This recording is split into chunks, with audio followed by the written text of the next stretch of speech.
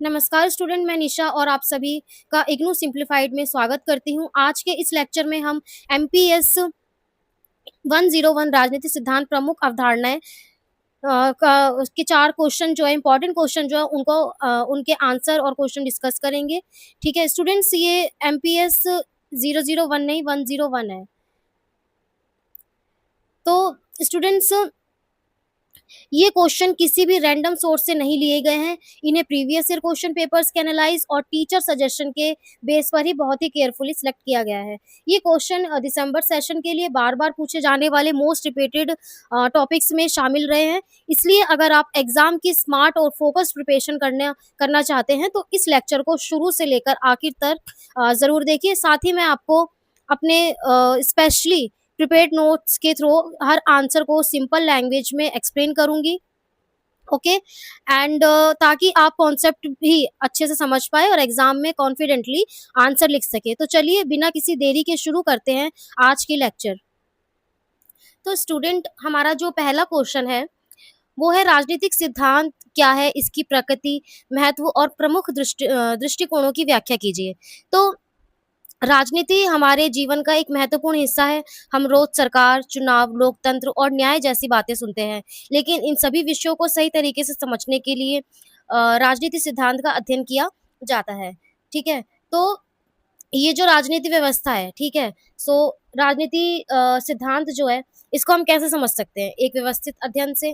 ठीक है, जैसे यह राजनीति सरकार, स्वतंत्रता, समानता, न्याय और अधिकारों जैसे विचारों को अवधारणा का व्यवस्थित अध्ययन है। ठीक है, सो राजनीति सिद्धांत से जुड़े विचारों, अवधारणाओं और मूल्यों का व्यवस्थित अध्ययन है। यह केवल यही नहीं बताता कि राजनीति वर्तमान में कैसी है, बल्कि यह भी समझाता है कि एक अच्छी राजनीति व्यवस्था कैसी होनी चाहिए और समाज स्वतंत्रता और समानता कैसे स्थापित की जा सकती है। तो इसमें स्टूडेंट हम समझते हैं राजनीतिक सिद्धांत का अर्थ। तो सरल शब्दों में राजनीतिक सिद्धांत को समझने और उसका मूल्यांकन करने का माध्यम है। तो इसके अंतर्गत राज्य, सरकार, शक्ति, स्वतंत्रता, समानता, न्याय, अधिकार और लोकतंत्र जैसी अवधारणाओं का अध्ययन किया जाता है। तो राजनीतिक सिद्धांत हमें यह समझने में ये सहायता करता है कि राज्य की आवश्यकता क्यों होती है, ठीक है, सरकार की भूमिका क्या होनी चाहिए, नागरिकों को कौन-कौन से अधिकार मिलने चाहिए, समाज में न्याय और समानता कैसे स्थापित की जा सकती है। और इस प्रकार राजनीतिक केवल सिद्धांत संस्थाओं का अध्ययन नहीं करता, बल्कि यह भी बताता है कि बेहतर और न्यायपूर्ण समाज का निर्माण कैसे हो सकता है। ठीक है, तो हम कह सकते हैं कि जो राजनीतिक सिद्धांत की जो प्रकृति है वो कैसी है, दार्शनिक और व्यवहारिक होनी चाहिए। जैसे कि ये केवल ये नहीं बताता कि शासन कैसा है, ठीक है, बल्कि ये भी बताता है कि समाज और सरकार को कैसा होना चाहिए। ठीक है, और अगर हम इसकी गति की बात करें, जैसे समय और परिस्थितियों के बदलने के साथ राजनीतिक सिद्धांत भी लगातार बदलते और विकसित होते रहते हैं। ठीक है, और अगर इसके हम तथ्य और मूल्य दोनों का समावेश देखें तो इसमें वैज्ञानिक तथ्य यानी कि डाटा और मानवीय मूल्य, नैतिक और आदर्श दोनों का अध्ययन किया जा सकता है। ठीक है, तो जैसे कि मैंने अभी आपको बताया, ठीक है, राजनीतिक सिद्धांत की प्रकृति। तो राजनीतिक सिद्धांत हमें राज्य, सरकार और राजनीतिक संस्थाओं की कार्यप्रणाली को समझने में मदद करता है और इसके माध्यम से हम यह जान पाते हैं कि राजनीतिक व्यवस्था किस प्रकार काम करती है और उसका समाज पर क्या प्रभाव पड़ता है। ठीक है, और दूसरे पॉइंट की अगर हम बात करें, आदर्श और वास्तविक दोनों का अध्ययन। तो स्टूडेंट, राजनीति केवल यह नहीं बताता कि राजनीति में क्या हो रहा है, बल्कि यह भी बताता है कि राजनीति कैसी होनी चाहिए। तो जैसे हम उदाहरण देख सकते हैं कि समाज में असमानता, तो राजनीतिक सिद्धांत समानता और न्याय की आवश्यकता पर जोर देता है। ठीक है, और इसके जो मूल्य आधारित प्रकृति है वो क्या है, राजनीतिक सिद्धांत में स्वतंत्रता, समानता, न्याय और मानव अधिकार जैसे मूल्यों को विशेष महत्व दिया जाता है। इसका उद्देश्य केवल तथ्यों को जानना नहीं, बल्कि बेहतर समाज की कल्पना करना भी होता है। तो स्टूडेंट, हम राजनीतिक सिद्धांत का इसमें महत्व समझते हैं। ठीक है, तो हमारा जो पहला पॉइंट है वो ये है कि राजनीति की सही समझ विकसित करता है। ठीक है, तो राजनीतिक सिद्धांत राजनीति से जुड़े कठिन विषयों को समझने में सहायता करता है। इसके माध्यम से हम सरकार, राज्य और लोकतंत्र की भूमिका को बेहतर तरीके से समझ पाते हैं। इट मीन्स कि इसके माध्यम से हम सरकार को, ठीक है, राज्य को और लोकतंत्र की भूमिका को हम बेहतर तरीके से समझ पाते हैं जब हम राजनीतिक सिद्धांत का महत्व समझते हैं। ठीक है, तो नागरिकों को जागरूक बनाता है, ठीक है? तो यह लोगों लोगों को उनके अधिकारों और कर्तव्यों की जानकारी देता है। जागरूक नागरिक ही लोकतंत्र को मजबूत बनाने में योगदान दे सकता है, ठीक है? जैसे कि अगर कोई जागरूक नागरिक है, ठीक है? तो उसको राजनीति के बारे में नॉलेज भी होगी, ठीक है? वो अपने अपनी तर्क क्षमता के अनुसार वो वोट देगा, ठीक है? अच्छी पार्टी को वोट देगा, ताकि आगे चल के जो देश का जो लोकतंत्र है, उसको वो मजबूत बना सकता है, उसका जैसे कि वोट है, ठीक है? जो उसकी समझदारी है, वो समझदारी के ज़रिए एक इंसान जो पढ़ा-लिखा होता है, वो ही एक अच्छी सरकार को लाने में देश में लाने में सहायता कर सकता है, ठीक है? तो जो तीसरा पॉइंट है हमारा, लोकतंत्र को मजबूत करता है। तो लोकतंत्र केवल चुनाव तक सीमित नहीं है, इसके लिए नागरिकों में राजनीतिक समझ, भागीदारी आवश्यकता है, राजनीतिक सिद्धांत समझ को विकसित करता है, ठीक है? तो इसका मतलब क्या है स्टूडेंट्स कि जो नागरिक है, ठीक है? वो सिर्फ़ एक चुनाव से ही मतलब लोकतंत्र को मजबूत नहीं करता है, बल्कि उसको राजनीति की, ठीक है? और उसकी जो भागीदारी है, ठीक है? उसकी उसको समझ होनी चाहिए और जब तक वो समझ नहीं होगी, वो राजनीतिक सिद्धांत जो है विकसित नहीं हो सकता है, ठीक है? तो जो राजनीतिक सिद्धांत है, समझ को विकसित करता है, जब तक समझ नहीं होगी, तब तक आप लोकतंत्र को मजबूत नहीं कर सकते हैं, ठीक है? और जो चौथा पॉइंट है हमारा, सामाजिक न्याय को बढ़ावा देना। तो सामाजिक न्याय को बढ़ावा कैसे देता है कि राजनीतिक समानता, राजनीतिक सिद्धांत जो है, समाज में समानता, स्वतंत्रता और न्याय जैसे मूल्यों को बढ़ावा देता है। ये कमज़ोर वर्गों के अधिकारों की रक्षा करने में भी सहायता देता है, ठीक है? तो जो लोकतंत्र है, लोकतंत्र में क्या होता है कि सबको समान अवसर मिले, स्वतंत्रता मिले, ठीक है? न्याय के बढ़ावा दे, ठीक है? और जो कमज़ोर वर्ग के जो लोग हैं, ठीक है? उनको अधिकार मिले, उनके अधिकारों की रक्षा करने को क्या बोलते हैं, सहायता मिले उनको, ठीक है? उनको समान अवसर प्राप्त हो। तो ये क्या है, लोकतंत्र दर्शाता है। एक लोकतंत्र देश की ये क्या है, निशानी है। ठीक है स्टूडेंट, तो हम 5वें पॉइंट की बात करते हैं, सरकार को दिशा प्रदान करता है। राजनीतिक सिद्धांत सरकारों को एक ऐसी नीतियाँ बनाने की प्रेरणा देता है, जो समाज के हित में हो और लोगों के कल्याण को बढ़ावा दे। और राजनीतिक सिद्धांत के प्रमुख दृष्टिकोण की अगर हम बात करते हैं, तो जो हमारा पहला पॉइंट है, वो पारंपरिक दृष्टिकोण यानी कि ट्रेडिशनल अप्रोच। तो ये राजनीतिक सिद्धांत का सबसे पुराना दृष्टिकोण है। इसमें न्याय, नैतिकता, आदर्श, राज्य और अच्छे शासन जैसी बातों पर अधिक ध्यान दिया जाता है। जैसे कि राजनीति कैसी होनी चाहिए? व्यवहारवादी दृष्टिकोण, ठीक है? इस दृष्टिकोण का विकास 20वीं शताब्दी में हुआ। इसमें राजनीति को वैज्ञानिक तरीके से समझने का प्रयास किया गया है, ठीक है? इसके अंतर्गत लोगों को राजनीतिक व्यवहार, चुनाव और राजनीतिक अध्ययनों का तथ्य और आंकड़ों के आधार पर किया जाता है, ठीक है? अब हम बात करते हैं थर्ड पॉइंट की, उत्तर व्यवहारवाद दृष्टिकोण यानी कि पोस्ट बिहेवियरिज्म अप्रोच। तो स्टूडेंट जो थर्ड पॉइंट की अगर हम बात करें, उत्तर व्यवहारवाद दृष्टिकोण, तो इसमें क्या है स्टूडेंट, 1950 और 1960 के दशक में व्यवहारवाद का बहुत बोलबाला था। व्यवहारवादी विचारकों ने राजनीति विज्ञान को भौतिक विज्ञान जैसे भौतिकी या रसायन शास्त्र की तरह पूरी तरह वैज्ञानिक आंकड़ों और तथ्यों पर आधारित बनाने की कोशिश की, लेकिन आगे चलकर डेविड ईस्टन और अन्य विचारकों को यह एहसास हुआ कि तथ्य और आंकड़ों के चक्कर में राजनीति विज्ञान समाज की असली समस्याओं जैसे गरीबी, युद्ध, असमानता, अन्याय से कट गया है। फिर इसी कमी को पूरा करने के लिए उत्तर व्यवहारवाद की शुरुआत हुई, ठीक है? तो अगर इसकी हम विशेषताएँ देखें स्टूडेंट्स, ठीक है? तो इसमें हम कह सकते हैं कि तथ्यों के साथ-साथ मूल्यों का महत्व, व्यवहारवाद केवल तथ्य पर जोर देता था, जबकि उत्तर व्यवहारवाद कहता है कि ज्ञान का उपयोग समाज को सुधारने के लिए होना चाहिए। इसलिए इसमें मानवीय मूल्य, न्याय, स्वतंत्रता, समानता को भी शामिल किया गया है, ठीक है? और अगर हम इसके केवल अध्ययन नहीं, समाधान अगर देखें, तो राजनीति विज्ञान का काम केवल ये अध्ययन करना नहीं है कि समाज में क्या हो रहा है, बल्कि समाज में मौजूद वास्तविक समस्याओं का समाधान निकालना भी है, ठीक है? और अगर इसके एक्शन एंड रिलेवेंस की हम बात करें, कर्म और प्रासंगिकता की, तो डेविड ईस्टन ने इसके 2 मुख्य नारे दिए, प्रासंगिकता यानी कि रेलेवेंस और कर्म यानी एक्शन। यानी जो रिसर्च या अध्ययन आप कर रहे हैं, वह समाज के लिए उपयोगी होना चाहिए और सकारात्मक बदलाव भी आना चाहिए, ठीक है? अगर हम इसको सरल शब्दों में अगर इसका हम निष्कर्ष निकालें, तो उत्तर व्यवहारवाद का कहना है कि राजनीति विज्ञान का जो उद्देश्य है, वो सिर्फ लाइब्रेरी या लैब में बैठकर आंकड़े इकट्ठा करना नहीं है, बल्कि समाज के संकटों को सुलझाना भी है, ठीक है? अब हम बात करते हैं मार्क्सवादी दृष्टिकोण की। ठीक है स्टूडेंट्स। सो मार्क्सवादी दृष्टिकोण के अनुसार समाज में मौजूद आर्थिक समानता राजनीतिक समस्याओं का एक बड़ा कारण है। ठीक है। तो ये दृष्टिकोण कार्ल मार्क्स और फ्रेडरिक एंगल्स के विचारों पर आधारित है। ये राजनीतिक समाज और इतिहास को समझने के लिए आर्थिक व्यवस्था और वर्ग संघर्ष स्ट्रगल को सबसे आधार मानता है। ठीक है। तो अगर हम इसके कुछ पॉइंट्स अगर हम अपने पास से मैं अगर आपको बताऊं, तो स्टूडेंट्स ये क्या कहता है कि आर्थिक समानता ही समस्या की जड़ है। ठीक है। सो मार्क्सवाद के अनुसार समाज में जो राजनीतिक संघर्ष, नीतियां या समस्याएं दिखती हैं, उनके पीछे मुख्य कारण आर्थिक असमानताओं के संसाधनों का बंटवारा है। ठीक है। सो जो इसके दो मुख्य वर्ग हैं, जैसे मार्क्सवादी दृष्टिकोण के अनुसार समाज दो भागों में बांटा गया है, जैसे कि पूंजीपति वर्ग और श्रमिक वर्ग। ठीक है। पूंजीपति वर्ग क्या होता था? जिनके पास उत्पादन के साधन जैसे कारखाने, जमीन, संपत्ति का स्वामित्व होता था। और जो श्रमिक वर्ग होते थे, जो अपनी मेहनत बेचकर जीवन बिताते थे, लेबर क्लास। ठीक है। सो इसमें वर्ग संघर्ष और शोषण क्या कहता है कि जैसे पूंजीपति वर्ग अमीर बनने के लिए मजदूर का वर्ग का शोषण करते हैं, जिससे दोनों वर्गों पर लगातार तनाव और संघर्ष बना रहता है। ठीक है। इसको क्लास स्ट्रगल के नाम से भी हम कह सकते हैं।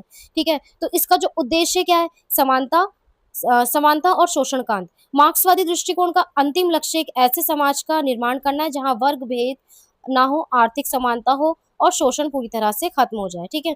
तो अगर हम इसको सरल शब्दों में कहें, तो मार्क्सवादी दृष्टिकोण राजनीति को पैसों और संसाधनों के बंटवारे के खेल के रूप में देखता है और समाज से अमीरी गरीबी की खाई तथा शोषण मिटाने पर जोर देता है। ठीक है। तो स्टूडेंट्स हम आगे बढ़ते हैं क्वेश्चन नंबर 2 पे। ठीक है। शक्ति, पावर और वैधता की अवधारणाओं की व्याख्या करते हुए इनके बीच में अंतर स्पष्ट करना है। तो इसमें हमसे पूछा गया है शक्ति क्या है, सत्ता क्या है और वैधता क्या है। ठीक है। तो इसकी अगर हम एक्सप्लेनेशन देखें, इसका सरल शब्दों में अगर हम उदाहरण देखें, तो स्टूडेंट्स राजनीति विज्ञान में शक्ति, सत्ता और वैधता एक दूसरे से गहराई से जुड़ी हुई तीन मुख्य अवधारणा है। किसी भी राज्य या शासन को चलाने के लिए इन तीनों का होना बहुत ज्यादा आवश्यक है। ठीक है। तो अगर हम शक्ति की बात करें स्टूडेंट्स, ठीक है, पावर की बात करें, तो शक्ति का क्या अर्थ है? ठीक है। तो शक्ति का अर्थ है दूसरों के व्यवहार को अपनी इच्छा अनुसार नियंत्रित करने या प्रभावित करने की क्षमता। ठीक है। और अगर इसकी विशेषता देखें हम, तो इसकी विशेषता क्या हो सकती है? जैसे शक्ति में अवसर, बल, दबाव या भय शामिल हो सकता है। यदि कोई व्यक्ति आपकी बात अपनी इच्छा से ना मानना चाहे, फिर भी आप उससे वह काम करवा लेते हैं, तो वह आपकी शक्ति है। ठीक है। जैसे उदाहरण के तौर पे अगर हम देखें, तो एक गुंडा या डाकू बंदूक दिखाकर किसी से भी पैसे छीन लेता है, यहाँ वह अपनी शक्ति का प्रयोग कर रहा है। ठीक है। और हम बात करते हैं स्टूडेंट्स ऑथोरिटी की, यानी कि सत्ता। तो सत्ता क्या, सीधा जो अर्थ है वैधानिक या कानून रूप से स्वीकार की गई शक्ति। यानी जब शक्ति को समाज और कानून की मान्यता मिल जाती है, तो वह सत्ता बन जाती है। जैसे जैसे मैं अगर आपको फॉर्मूला बताऊं, सत्ता, ठीक है, बराबर शक्ति प्लस वैधता। ठीक है। सो इसका मतलब क्या है कि सत्ता में आदेश देने का कानून अधिकार होता है और लोग डर से नहीं बल्कि कानून या नियम का सम्मान करते हुए स्वतः ही आदेश का पालन करते हैं। जैसे हम उदाहरण के तौर पे देखें, तो एक ट्रैफिक पुलिस अधिकारी जब आपको रुकने का इशारा करता है, तो आप रुक जाते हैं, क्योंकि उसके पास नियम के तहत ऐसे ऐसे करने की सत्ता है। ठीक है। तो स्टूडेंट्स हम आगे बढ़ते हैं, वैधता की बात करते हैं। ठीक है। तो वैधता का क्या अर्थ है?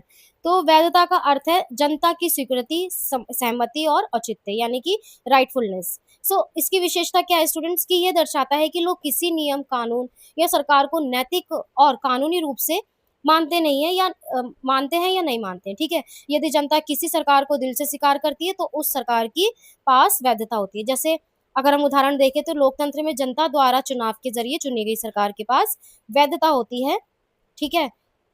पर क्योंकि उसे जनता का क्या कहते हैं, उसको समर्थन प्राप्त होता है। ठीक है।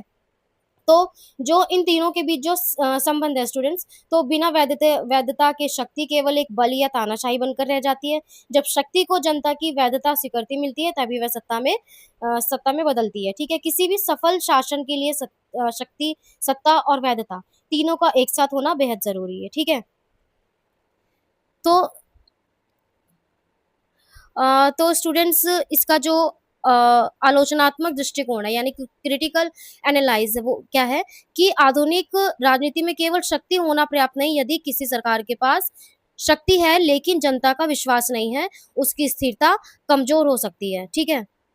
तो स्टूडेंट्स अगर मैं आपको अपने शब्दों में इसको डिस्क्राइब करूँ, तो कह सकते हैं कि आधुनिक राजनीति में शक्ति होना पर्याप्त नहीं है। यदि किसी सरकार के पास शक्ति है लेकिन जनता का विश्वास नहीं है, तो उसकी स्थिरता कमज़ोर हो सकती है, ठीक है? तो इसका अर्थ क्या है कि राजनीति में किसी सरकार या शासन के पास पुलिस, सेना और कानून जैसी शक्ति पावर होना काफ़ी नहीं है।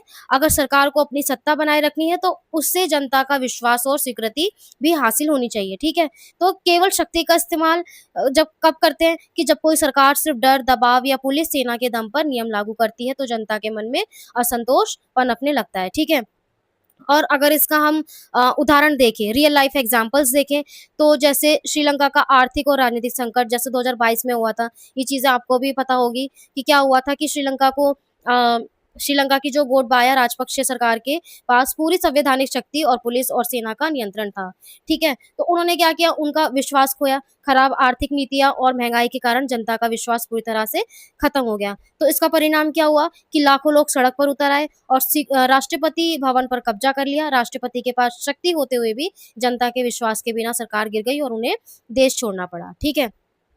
तो आलोचनात्मक दृष्टिकोण ये हो सकता है, ठीक है? अब जैसे अभी एक और एग्ज़ाम्पल की अगर हम बात करें इसमें कि भारत की कृषि कानून विरोध प्रदर्शन हुआ था, ठीक है? 2020 और 21 में, ठीक है? तो इसमें क्या हुआ था कि भारत सरकार के पास संसद में पूर्ण बहुमत और कानून बनाने की शक्ति थी, लेकिन किसानों के एक बड़े वर्ग को इन कानूनों पर विश्वास नहीं हुआ, ठीक है? तो इसका परिणाम क्या हुआ, कंक्लूज़न क्या निकला इसमें कि बड़े पैमाने पर शांतिपूर्ण विरोध प्रदर्शनों के बाद भी सरकार ने जनता के विश्वास और सहमति को प्राथमिकता देते हुए उन कानूनों को वापस ले लिया, ठीक है? तो अगर हम बोले संक्षेप में अगर मैं बताऊँ आपको तो बल और शक्ति से आप सत्ता पर कब्ज़ा तो कर सकते हैं, लेकिन बिना जनता के विश्वास के आप उस पर लंबे समय तक शासन नहीं कर सकते, ठीक है? स्टूडेंट्स अभी फ़िलहाल हमने 2 क्वेश्चन कंप्लीट कर लिए, अब हम बात करते हैं नेक्स्ट क्वेश्चन की, क्वेश्चन नंबर 3 राज्य और सरकार में अंतर स्पष्ट कीजिए, राज्य के प्रमुख तत्वों की व्याख्या कीजिए। तो स्टूडेंट्स राजनीति विज्ञान में राज्य और सरकार 2 बहुत महत्वपूर्ण अवधारणाएँ हैं। अक्सर सामान्य जीवन में लोग राज्य और सरकार को एक ही समझ लेते हैं, लेकिन वास्तव में दोनों अलग-अलग हैं, ठीक है? तो सरल शब्दों में कहा जाए तो राज्य एक स्थायी राजनीतिक संस्था है, जबकि सरकार राज्य को चलाने वाली संस्था होती है, ठीक है? सरकार राज्य का एक महत्वपूर्ण भाग होती है, लेकिन राज्य केवल सरकार तक सीमित नहीं होता, ठीक है? तो राजनीतिक विचार हेरलॉर्ड लॉस्की के अनुसार राज्य एक ऐसा संगठन है, जो निश्चित क्षेत्र में रहने वाले लोगों के जीवन को नियंत्रित करने के लिए बनाई गई सर्वोच्च संस्था है, ठीक है? तो हम यहाँ राज्य का अर्थ जानेंगे, ठीक है? तो राजनीति विज्ञान में राज्य शब्द का इस्तेमाल किसी आम प्रांत राज्य जैसे यूपी, बिहार के लिए नहीं बल्कि एक स्वतंत्र देश के लिए किया जाता है, ठीक है? तो राज्य एक ऐसा संगठन है जो किसी भौगोलिक सीमा के भीतर शांति, व्यवस्था, सुरक्षा और कानून बनाए रखने के लिए करता है, ठीक है? तो जो राज्य को बनाने के लिए, राज्य को स्थापित करने के लिए 4 अनिवार्य स्तंभ होते हैं, कोर पिलर्स होते हैं इसके, ठीक है? तो जैसे कि पहला अगर हम देखें तो इसमें भूभाग, जनसंख्या, संप्रभुता और मौजूद है, ठीक है? संप्रभुता। तो अगर हम इसके पहले पार्ट की अगर हम बात करें भूभाग, ठीक है? तो ये भूभाग क्या है? स्टूडेंट्स अगर हम बात करें तो जैसे राज्य की अपनी ज़मीन, नदियाँ और हवा की सीमाएँ निश्चित होनी चाहिए, ठीक है? दूसरा पार्ट क्या आता है कि आपका जनसंख्या, तो उस सीमा के अंदर रहने वाले लोग या नागरिक होने चाहिए, जनसंख्या के तौर पे, ठीक है? और इसमें अगर सरकार की बात करें, ठीक है? तो लोगों के नियम, कानून बनाने और उन्हें लागू करने के लिए सुरक्षा देने वाली एक संस्था सरकार होनी चाहिए, ठीक है? तो जैसे अगर मैं इसका एग्ज़ाम्पल आपको दूँ, ठीक है? उदाहरण के लिए भारत एक राज्य है, क्योंकि यहाँ निश्चित भूभाग, जनसंख्या, सरकार और संप्रभुता मौजूद है, ठीक है? तो इसमें भारत के संदर्भ में अगर हम इसको समझें, तो निश्चित भूभाग कैसे? उत्तर में हिमालय से लेके दक्षिण में कन्याकुमारी तक भारत की अपनी एक तय सीमा है, ठीक है? और अगर इसकी जनसंख्या की बात करें तो भारत में रहने वाले 140 करोड़ से अधिक नागरिक इसकी जनसंख्या है, ठीक है? और सरकार क्या है? हमारे यहाँ संविधान के तहत चुनी गई संसद और सरकार है जो हमारे देश को चलाती है। और सॉवरेनिटी की बात करें, संप्रभुता की बात करें, तो भारत अपने आंतरिक और बाहरी फैसले खुद लेता है। कोई दूसरा देश भारत को यह आदेश नहीं दे सकता कि वह कौन-सा कानून बनाए या किसके साथ व्यापार करे, ठीक है? तो जैसे अगर हम एग्ज़ाम्पल देखें छोटा-सा, तो जैसे 1947 से पहले भारत के पास ज़मीन, लोग और अंग्रेज़ों की सरकारें तो थी, लेकिन संप्रभुता यानी आज़ादी, स्वतंत्रता नहीं थी। इसके लिए 15 अगस्त 1947 को आज़ाद होने के बाद ही भारत एक पूर्ण राज्य बना था, ठीक है? तो इसमें जो सरकार के जो मुख्य कार्य होते हैं स्टूडेंट्स, वो क्या होते हैं कि कानून बनाना, लागू करना, ठीक है? जिसमें जिसमें किसी भी राज्य के लोग जो हैं, जो भी मतलब लोग हैं देश के अंदर, उनके साथ कोई भी भेदभाव ना हो, सबके लिए समान नागरिक कानून हो, ठीक है? और देश में शांति और व्यवस्था बनाए रखना, इस चीज़ का भी ध्यान रखना है। और सबसे मेन बात कि नागरिकों के अधिकारों की रक्षा करना। मतलब कि अगर कोई अमीर है तो उसको ज़्यादा अधिकार देना, या कोई गरीब है, मध्यम वर्ग का इंसान है तो उसको कम अधिकार देना, ये चीज़ नहीं होनी चाहिए। तो यानी कि देश के जो जो भी नागरिक है, अमीर हो चाहे गरीब हो, छोटा हो या बड़ा, उनको सब अधिकारों की रक्षा करने का उनको भी अधिकार है, ठीक है? सो विकास कार्यों को आगे बढ़ाना। तो जो भी भारत में जो भी कार्य होते हैं, जैसे गाँव में सड़कें बनाना या जनगणना करना या कोई ऐसी स्कीम लागू करना, उसमें क्या है कि जो विकास का कार्य है उसको आगे बढ़ाते रहना है, ठीक है? तो इसमें क्या है, सरकार के प्रमुख 3 अंग होते हैं, एक विधायिका होती है, कार्यपालिका होती है और न्यायपालिका होती है, ठीक है? तो हम इन तीनों को डिटेल में समझते हैं।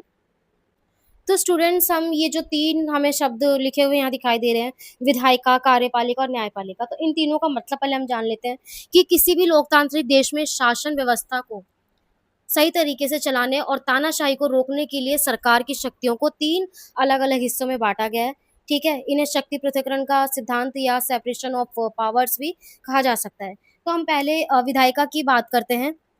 ठीक है? तो ये विधायिका क्या होती है कि कानून बनाने का कार्य करती है। मतलब कि कैसे? कि जैसे इसका मुख्य कार्य है कि देश की ज़रूरतों के हिसाब से नए कानून बनाना, पुराने कानूनों में बदलाव, संशोधन करना या बेकार हो चुके कानूनों को ख़त्म कर देना, ठीक है? अब इसमें कौन शामिल होते हैं? ठीक है? तो जनता द्वारा चुने गए प्रतिनिधि जैसे सांसद और विधायक, भारत में केंद्रीय स्तर पर संसद, लोकसभा और राज्यसभा और राज्य स्तर पर विधानसभा विधायिका का काम करती है, ठीक है? अगर मैं इसका आपको एग्ज़ाम्पल दूँ तो कह सकते हैं कि जब देश में डिजिटल सुरक्षा के लिए digital personal data protection bill आया, ठीक है? उसकी ज़रूरत महसूस हुई तो भारत की संसद ने इस पर चर्चा की, वोटिंग कराई गई और कानून पास भी किया, ठीक है? अगर हम दूसरे इसकी बात करें कार्यपालिका की, एग्ज़ीक्यूटिव की, तो ये कानून को लागू करती है। कैसे करती है? इसका कार्य कैसे होता है कि विधायिका द्वारा बनाए गए कानूनों को देश में व्यावहारिक रूप से लागू करना, नीतियाँ बनाना और देश का रोज़मर्रा का प्रशासन चलाना, ठीक है? अब इसमें इसमें भी 2 भाग होते हैं, ठीक है? तो जैसे राजनीतिक कार्यपालिका, ठीक है? और स्थायी कार्यपालिका। तो राजनीतिक कार्यपालिका में कौन-कौन होता है? प्रधानमंत्री होते हैं आपके, राष्ट्रपति, मुख्यमंत्री और कैबिनेट मंत्री, ठीक है? और स्थायी कार्यपालिका में कौन-कौन होता है? आईएएस होते हैं, आपके आईपीएस अधिकारी होते हैं, पुलिस होती है, सरकारी कर्मचारी होते हैं, ठीक है? तो अगर मैं आपको इसका एग्ज़ाम्पल दूँ सीधे-सीधे, तो जैसे संसद द्वारा पास किए गए सड़क सुरक्षा कानून यानी मोटर मोटर व्हीकल्स एक्ट को ज़मीन पर लागू करने के लिए गृह मंत्रालय, पुलिस विभाग और यातायात पुलिस काम करती है और चालान काटती है, ठीक है?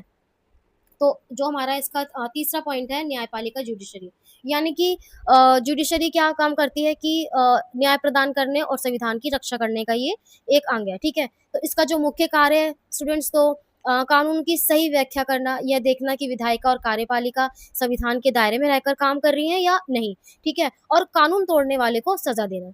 तो अब इसमें कौन-कौन शामिल है? देश की अदालतें शामिल हैं, ठीक है? जैसे सुप्रीम कोर्ट, हाई कोर्ट और जिला अदालतें, ठीक है? अब मैं अगर आपको इसका एग्ज़ाम्पल दूँ छोटा-सा, तो कह सकते हैं कि यदि कार्यपालिका का कोई अधिकारी, जैसे पुलिस, किसी नागरिक को बिना वजह गिरफ्तार करता है, तो या विधायिका ऐसा कानून बना देती है जो जनता के मौलिक अधिकारों को छीनता है, तो अदालत जो है वो कोर्ट में जाकर न्याय माँग सकते हैं। अदालत उस गलत कानून को भी रद्द कर सकती है, ठीक है? तो इन तीनों को समझने के लिए एक सरल अगर मैं आपको उदाहरण दूँ, ठीक है? तो जैसे मान लीजिए देश में हेलमेट पहनना एक नियम है, ठीक है? तो विधायिका कानून बनाएगी कि 2 पहिया वाहन को चलाते समय हेलमेट पहनना अनिवार्य है, ठीक है? अब उसपे विधायिका ने कानून बनाया, ठीक है? और अब कार्यपालिका क्या करेगी, सड़कों पर चेकिंग करेगी और बिना हेलमेट गाड़ी चलाने वाले को चालान काटेगी और उन्हें रोकेगी।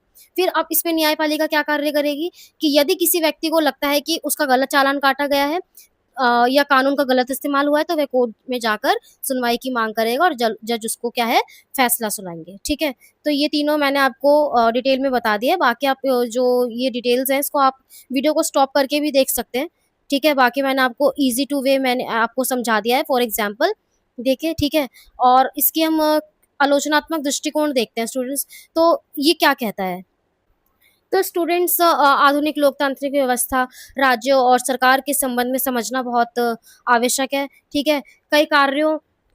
कई बार सरकारों के कार्यों की आलोचना होती है, लेकिन इसका अर्थ यह नहीं है कि राज्य समाप्त हो गया है, ठीक है? सरकार बदल सकती है, लेकिन राज्य की पहचान और संप्रभुता बनी रहती है। इसलिए दोनों के बीच अंतर समझना राजनीतिक अध्ययन के लिए महत्वपूर्ण है, ठीक है? तो इसका मतलब क्या है कि सरकार की आलोचना देशद्रोह नहीं है। अगर आप सरकार की आलोचना कर रहे हैं बट इसका मतलब ये नहीं कि आप देशद्रोही कहलाओगे, ठीक है? तो जैसे लोकतंत्र में जब जनता, मीडिया या विपक्षी दल सरकार की किसी नीति या काम की आलोचना, विरोध करते हैं, तो वे सिर्फ सरकार से सवाल पूछ रहे होते हैं, ना कि अपने राज्य, देश के खिलाफ होते हैं, ठीक है? राज्य का स्थायित्व, ठीक है? तो इसमें सरकारें आती-जाती रहती है हर 5 साल में चुनाव द्वारा, लेकिन राज्य हमेशा अपनी पहचान और आज़ादी संप्रभुता के साथ बना रहता है, ठीक है? तो राज्य का स्थायित्व मैंने आपको बताया, ठीक है? और अगर इसका आसान व्यवहारिक उदाहरण मैं देखूँ, रियल लाइफ़ एग्ज़ाम्पल देखूँ, तो जैसे मान लीजिए भारत सरकार कोई नया कर यानी कि टैक्स या कोई कानून बनाती है, तो लोग उसका सड़कों पर विरोध करते हैं, ठीक है? तो यहाँ लोग सरकार की नीति की आलोचना कर रहे हैं, लेकिन वही लोग जब तिरंगा लहराते हैं या राष्ट्रगान गाते हैं, तो राज्य यानी कि भारत के प्रति अपना सम्मान दिखा रहे होते हैं। तो सरकार बदलने पर भी भारत राज्य वही ही रहेगा, ठीक है?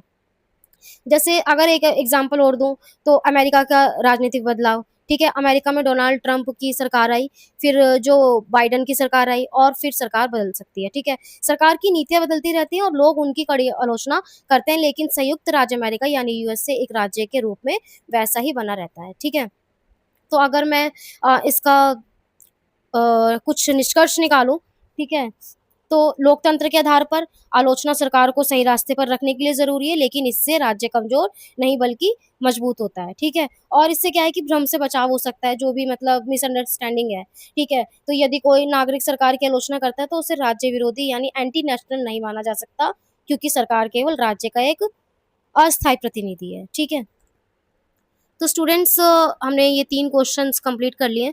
अब हम क्वेश्चन नंबर 4 पर आते हैं। स्वतंत्रता यानी कि लिबर्टी और समानता, इक्वालिटी की अवधारणाओं की व्याख्या कीजिए। दोनों के बीच हमें संबंध स्पष्ट करना है, ठीक है?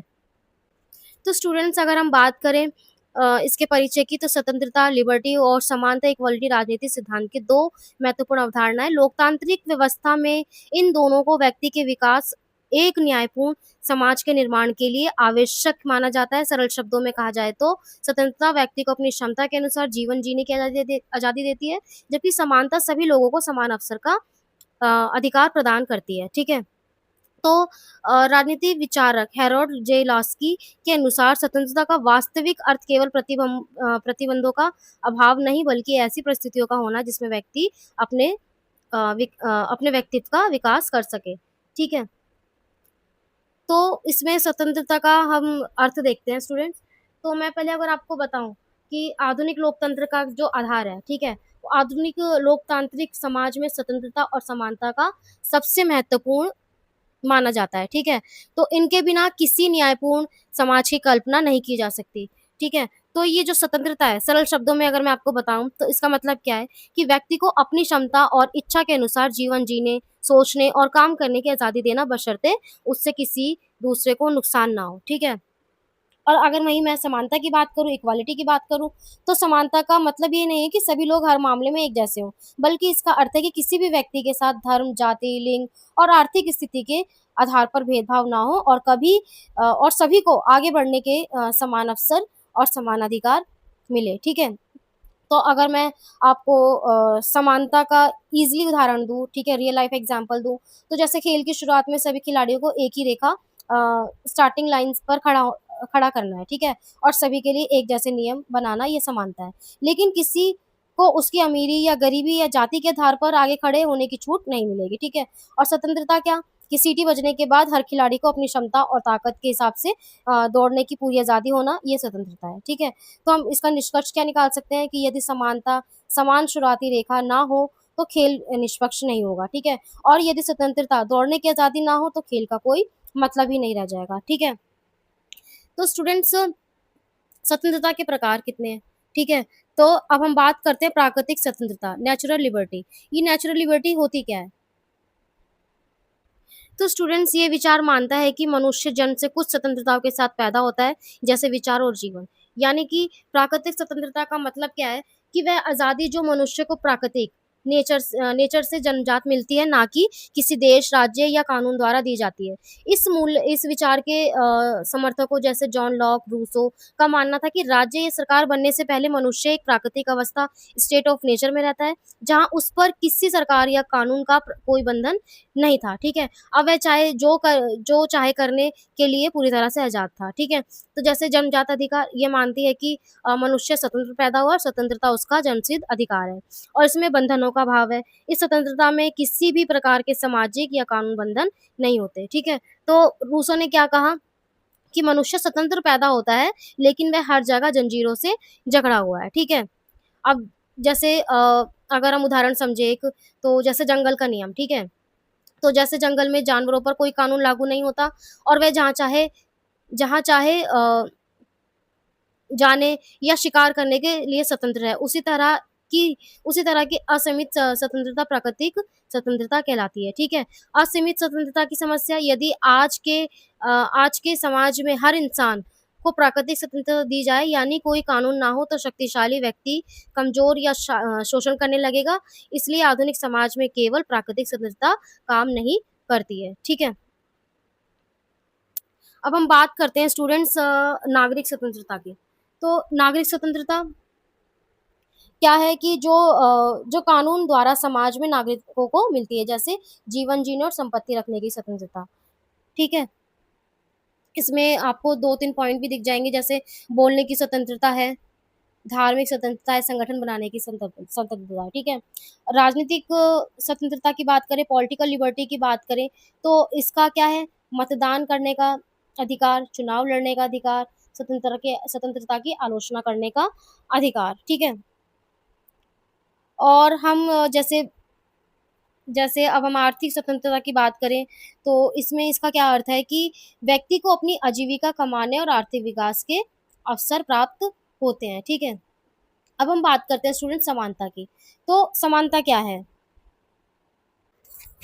तो स्टूडेंट, समानता का अर्थ है कि समाज के सभी व्यक्तियों को बिना किसी भेदभाव के समान अधिकार और समानता का अवसर प्रदान हो, ठीक है? तो अगर मैं आपको इसका एग्जांपल दूं कि चुनाव के दिन देश के सबसे अमीर व्यक्ति जैसे मुकेश अंबानी को एक सामान्य नागरिक दोनों एक ही लाइन में खड़े होकर वोट डालते हैं, ठीक है? इसका स्पष्टीकरण करूं तो कानून और संविधान की नज़र में दोनों के वोट की कीमत एक ही बराबर होती है। अमीर या ताकतवर होने के नाते किसी को 2 वोट देने का अधिकार नहीं मिलता। ये राजनीतिक समानता का सबसे बेहतरीन उदाहरण है, ठीक है? और जैसे अब मैं अगर दूसरे पॉइंट की अगर आपसे बात करूँ, नौकरी या सरकारी परीक्षा के अवसर, ठीक है? तो जैसे उदाहरण के तौर पे यूपीएससी जैसे आईएएस या एसएससी की कोई सरकारी भर्ती निकलती है, तो देश का कोई भी नागरिक, चाहे वह गरीब परिवार से हो या अमीर परिवार से हो, किसी भी धर्म या जाति का हो, उस परीक्षा का फॉर्म वो भर सकता है। यानी कि समानता का मतलब ये नहीं है कि सबको बिना परीक्षा दिए नौकरी दे दी जाए, बल्कि समानता का मतलब ये है कि सबको परीक्षा में बैठने का समान अवसर मिले, इसके बाद जो अपनी मेहनत से परीक्षा पास करेगा उसे नौकरी मिलेगी, ठीक है? और अगर मैं बात करूँ जैसे स्कूल में एडमिशन की, ठीक है? यानी कि अ, ये हम जैसे बात कर सकते हैं कि तो स्टूडेंट्स में जो समानता के जो प्रकार हैं, इसमें जो हमारा पहला पॉइंट है, कानून की समानता यानी कि लीगल इक्वालिटी। तो इसका मतलब क्या है कि कानूनी समानता का अर्थ है कि देश के कानून के सामने सभी नागरिक बिल्कुल बराबर हैं। किसी भी व्यक्ति के धर्म, जाति, लिंग या पद या संपत्ति के आधार पर कानून अलग-अलग व्यवहार नहीं करेगा। जैसे कि कानून की नज़र में सभी व्यक्ति समान हैं और कानून समान रूप से लागू होता है, ठीक है? तो कानून के ऊपर कोई नहीं है, चाहे कोई आम नागरिक हो या देश का प्रधानमंत्री, कानून का उल्लंघन करने पर सज़ा के नियम दोनों के लिए समान है, ठीक है? और कानून सभी नागरिकों के अधिकार और जीवन की सुरक्षा एक जैसी करता है। ठीक है? अगर मैं आपको इसका एग्ज़ाम्पल दूँ, तो यदि कोई अमीर व्यापारी या नेता चोरी करता है और एक आम गरीब व्यक्ति चोरी करता है, तो अदालत दोनों को एक ही धारा के तहत एक जैसी प्रक्रिया से सज़ा सुनाएगी, ना कि अलग-अलग, कि वो अमीर है तो उसको सज़ा कम दी जाएगी या वो गरीब है तो उसको ज़्यादा दी जाएगी। ठीक है? तो दोनों के लिए एक ही आर्टिकल अप्लाई होगा। अब हम बात करते हैं स्टूडेंट्स राजनीतिक समानता की। ठीक है? तो राजनीतिक समानता क्या है? Political equality.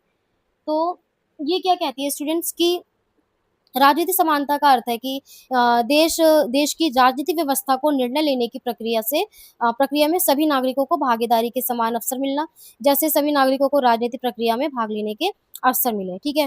तो जैसे अगर हम कह सकते हैं कि वोट देने का अधिकार, ठीक है? यूनिवर्सल एडल्ट सफ़्रेज, यानी हर वयस्क नागरिक के पास वोट देने का अधिकार होता है और सभी के वोट का मूल्य बराबर एक ही होता है, ठीक है?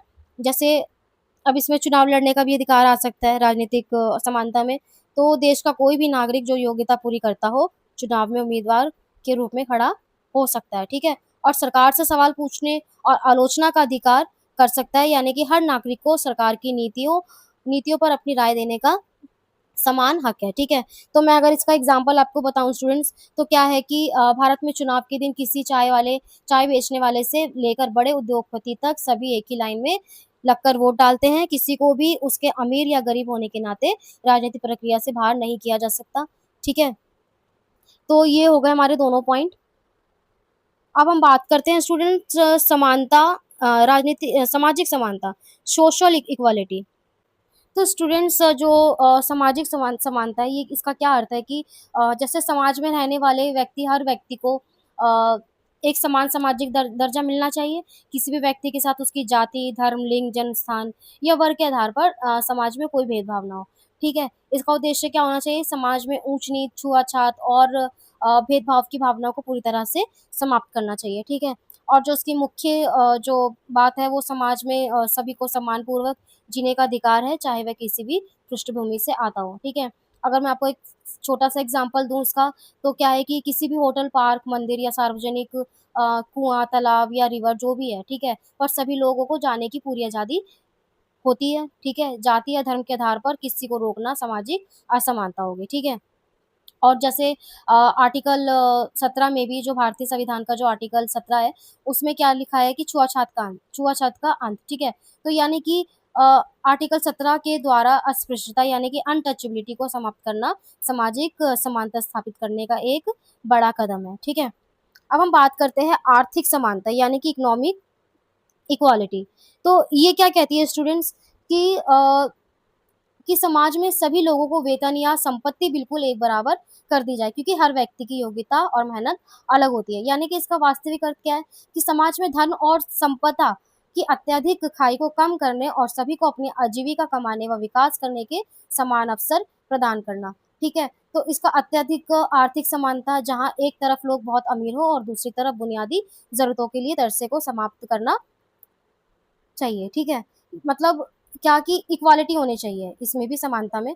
कैसे? कि अगर एक तरफ बहुत ज़्यादा अमीर हैं, ठीक है? बहुत सारे लोग अमीर हैं, उनकी बेसिक जो भी नीड है वो सब पूरी हो रही है। लेकिन दूसरी तरफ कोई गरीब इंसान है, उनको खाना खाना भी नहीं मिलता है। बहुत से लोग ऐसे होते हैं गरीब, जो उनको एक टाइम का खाना भी वो अपने लिए अरेंज नहीं कर पाते। तो इसका मतलब क्या है? तो ये जो चीज़ है, इस चीज़ को मतलब ख़त्म करना, ठीक है? तो ये क्या है, हमारी आर्थिक समानता के पॉइंट में आ जाता है, ठीक है? यानी कि जहाँ एक तरफ लोग अमीर हैं और दूसरी तरफ वो बुनियादी ज़रूरतों के लिए भी जो तरस रहे हैं, उन चीज़ों को हमें क्या करना है? समाप्त करना है, ठीक है? तो हर व्यक्ति को भोजन, कपड़ा, मकान, शिक्षा और स्वास्थ्य जैसी बुनियादी ज़रूरतें पूरी करने के साधन आसानी से उपलब्ध होने चाहिए, ठीक है? अगर मैं आपको इसका छोटा-सा एग्ज़ाम्पल दूँ, तो क्या कि समान काम का समान वेतन, ठीक है? एक ही पद पर काम करने वाले पुरुष और महिला को एक जैसा वेतन मिलना चाहिए। अब ऐसा नहीं होना चाहिए कि जेंडर इनइक्वालिटी आ जाए कि भाई ये पुरुष है, तो उसको ज़्यादा पैसे मिलने चाहिए, और ये महिला है, लेडीज़ है, तो उसको कम पैसे दो। पर दोनों तो एक ही पोस्ट पे काम कर रहे हैं, दोनों की मेहनत भी सेम है, दोनों की पोस्ट भी सेम है, तो दोनों को क्या है, समान वेतन मिलना चाहिए। इसमें जो लैंगिक असमानता है, वो नहीं आनी चाहिए, ठीक है? अब अगर मैं दूसरे पॉइंट की अगर आपको मैं बताऊँ, तो कह सकते हैं कि न्यूनतम मज़दूरी कानून, मतलब कि सरकार द्वारा मज़दूरों के लिए न्यूनतम वेतन तय करना, ताकि कोई आर्थिक शोषण ना कर सके। अब ये नहीं कि कोई भई बहुत अमीर आदमी है, तो वो गरीब इंसान से काम करवा रहा है, ठीक है? तो वो अपने मन मुताबिक ही उसको क्या है भत्ता देगा। अब ये नहीं उससे बहुत सारा काम करवा के उसको थोड़े से पैसे दे, तो ये भी एक तरह से आर्थिक शोषण है। तो उसमें क्या करना चाहिए गवर्नमेंट को कि जो लोअर क्लास के, जो लेबर क्लास के जो लोग हैं, जो मज़दूरी बेचारे करते हैं, उनका एक न्यूनतम वेतन जो है तय कर देना चाहिए, फिक्स्ड है कि अगर आप ये काम करेंगे तो आपको इतना वेतन मिलना ही मिलना है। तो उससे क्या है कि जो अमीर लोग जो होते हैं, जो छोटे लोगों पर अपना मतलब तानाशाही दिखाते हैं, तो वो चीज़ उसमें क्या है जो खत्म हो जाएगी। तो उसमें क्या है आर्थिक समानता हमें देखने को मिल सकती है, ठीक है? और कुछ नीतियाँ हम बना सकते हैं कल्याणकारी, जैसे गरीबों को मुफ्त राशन या आपको स्कॉलरशिप, छात्रवृत्ति, ठीक है? स्वास्थ्य बीमा जैसे अभी स्कीम थी आयुष्मान भारत की, ठीक है? तो ये देना ताकि जो वो उनकी जो गरीबों की जो अपनी बुनियादी ज़रूरत है वो पूरी हो सके, ठीक है? और अब हम बात करेंगे स्टूडेंट्स स्वतंत्रता और समानता का क्या संबंध है इन दोनों में, ठीक है? तो स्टूडेंट्स अगर मैं इसमें बात करूँ समानता और स्वतंत्रता का जो संबंध है एक दूसरे के बीच, तो क्या है कि अक्सर लोगों को लगता है कि स्वतंत्रता और समानता दो अलग-अलग या एक दूसरे के विपरीत विचार हैं, ठीक है? लेकिन आधुनिक राजनीति में ये माना जाता है कि ये दोनों एक दूसरे के पूरक यानी कॉम्प्लीमेंट्री है और यानी एक के बिना दूसरा अधूरा है। मतलब कैसे? कि दोनों एक दूसरे को मजबूत बनाते हैं, ठीक है? स्वतंत्रता के बिना स्वतंत्रता बेकार है। ठीक है? समानता के बिना स्वतंत्रता बेकार है। तो यदि समाज में केवल स्वतंत्रता हो लेकिन समानता ना हो तो केवल अमीर और शक्तिशाली लोग ही अपनी स्वतंत्रता का फ़ायदा उठा पाएँगे, ठीक है? तो गरीब व्यक्ति के पास स्वतंत्रता होने के बावजूद भी वह उसका इस्तेमाल नहीं कर पाएगा, ठीक है? एग्ज़ाम्पल के तौर पे अगर मैं बताऊँ आपको तो यदि पढ़ाई करने या बिज़नेस शुरू करने की कानूनी आज़ादी तो सबको है, स्वतंत्रता है, ठीक है? लेकिन समाज में इतनी आर्थिक असमानता है कि गरीब के पास फ़ीस देने के पैसे ही नहीं है। तो उसकी स्वतंत्रता किसी काम की नहीं रह जाती, ठीक है? तो स्वतंत्रता के बिना समानता अधूरी है। यदि सब लोग ज़बरदस्ती एक जैसा सामान बनाने की कोशिश की जाए, चाहे कोई कितनी भी मेहनत करे, सबको एक बराबर ही मिलेगा।